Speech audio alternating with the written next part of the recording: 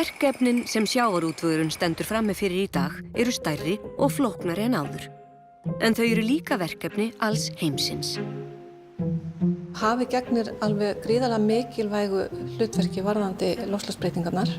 Höfin hafa tekið 25–30% af því koldíoxíð sem við höfum sett út í andrúmsloftið og 90% af varmanum. Og þannig hafa höfin dempað loftslagsbreytingarnar mjög mikið.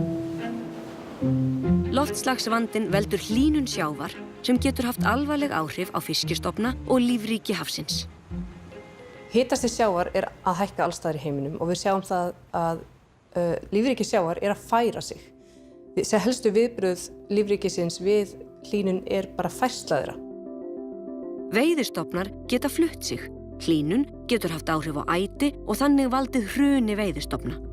Súrnun sjávar fylgifiskur hlýnunar, en höfin drekka í sig mikinn hluta þess koltvísýrings sem losaður út í andrúmsloftið. Þegar sjórinn súrnar þá má segja að þessi tvennt sem að gerast og það annars vegar að sýrustig sjávar að lækka. Það sem einnig að gerast samhliða að kalkmettunarstig sjávar að lækka.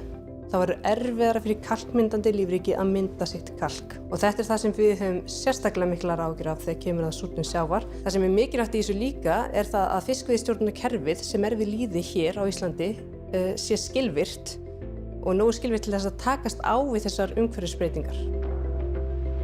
Loftslagsbreytingar hafa komið fyrr fram heldur en margir bjuggust við. Það kom út skýrsla frá IPCC núna rétt fyrir jól.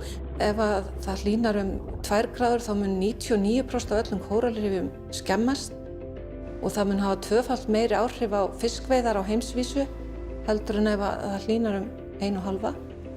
Hins vegar staðan þannig að við stefnum á 3 gráður. Markmiðið í loftslagsmálum sannarlega risavaxið og margir segja bara við munum aldrei ná þessu. Þetta bara verkefni eins og öll önnur verkefni sem við verðum að fást við og maður þarf þá bara að byrja á samtalinu. Við gáum út umhverfisskýrslu, það var okkar svona fyrsta nálgun í þessu. Ókei, næsta skref hlýtur þá að vera hvaða vörður getum við sett hér niður fyrir, segjum 2030, 2050, til allrar framtíðar. Við verðum að hugsa svona stórt ef við ætlum að ná svona stærri skrefum í framþróun í atvinnugreininni.